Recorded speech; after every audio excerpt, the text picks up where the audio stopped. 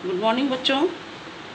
आज हम पढ़ेंगे स्वदेशी बैंकिंग में मैंने आप लोगों को कुछ ये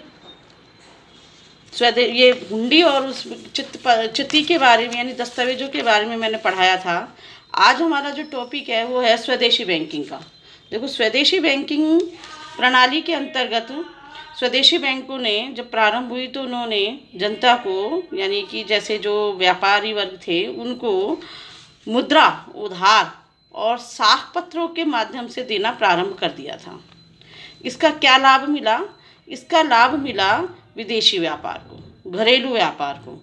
ऐसे लोग जिनके द्वारा वस्तुओं का उत्पादन किया जा रहा था या जो लोग वस्तुओं का विक्रय कर रहे थे, उन लोगों को उसका सबसे ज़्यादा लाभ मिला। क्योंकि इस बैंकिंग प्रणाली के माध्यम से साथ साथ में जब जैसे जैसे इसका विकास हुआ तो बैंकर जो थे, इनके साथ में बैंकिंग विकास के साथ में बैंकरों के रूप में भी लोगों ने काम करना प्रारंभ कर दिया था। और इन बैंकरों ने सेठ और साहूकारों के साथ मिलकर के जो कीमती धातुएं थी उनको जमा करना प्रारंभ कर दिया, जिसका सबसे बड़ा लाभ निर्माताओं को मिला।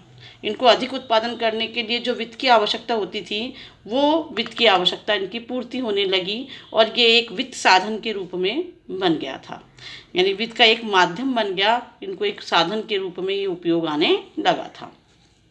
इस तरह स्वदेशी बैंकिंग का विकास हुआ।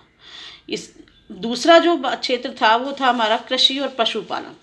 देखो, कृषि और पशुपालन ये हमारे प्राचीन काल में जो लोग थे उनके आर्थिक जीवन का घटक था, क्योंकि उनको पैसा कमाने के लिए कृषि पर और पशुपालन पर निर्भर रहना पड़ता था।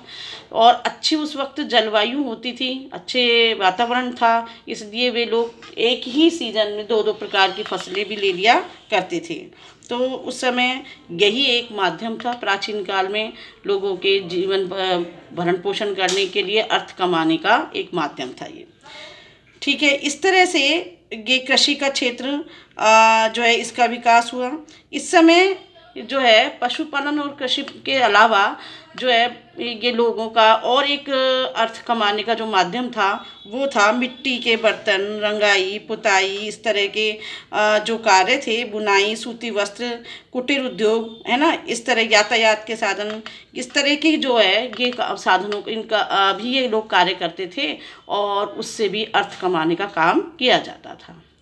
ये कृषि और पशुपालन के साथ साथ ये चीज़ें भी थी।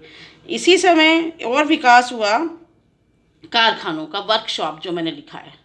ये जो वर्कशॉप होती थी, इन वर्कशॉपों में ऐसे जो कुशल लोग होते थे, जो कारीगर होते थे, वे लोग यहाँ कार्य करते थे और ये कच्चे माल को पक्के माल में परिवर्तित करने का काम करते थे। बहुत सारे ये इनका जो है इनकी मांग भी बहुत अधिक थी। और ये इन लोगों के साथ में एक और सबसे अच्छी बात ये थी कि ये अपने परिवार के लोगों को अपनी जो कुशलता, जो इनके अंदर जो योग्यता थी उसका प्रशिक्षण आगे अपनी पीढ़ियों को भी प्रदान करते थे, उनको देते थे, उनको सिखाते थे, ताकि वो लोग उनके कुशलता का लाभ आगे उठा सकें, उनका कार्य आगे बढ़ा सकें।